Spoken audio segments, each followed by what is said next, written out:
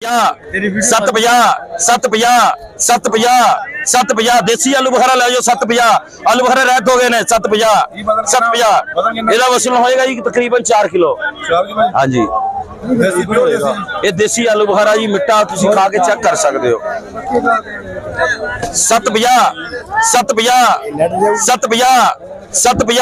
750 ਵੇਲਾ रमजान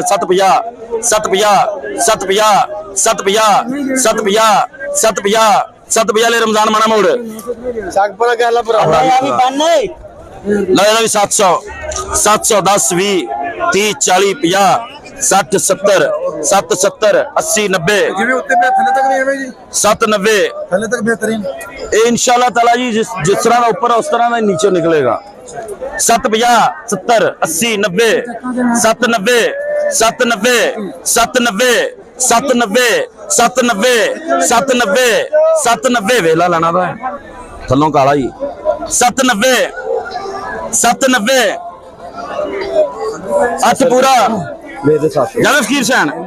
8 पूरा ले गफार 700 रुपया भाई।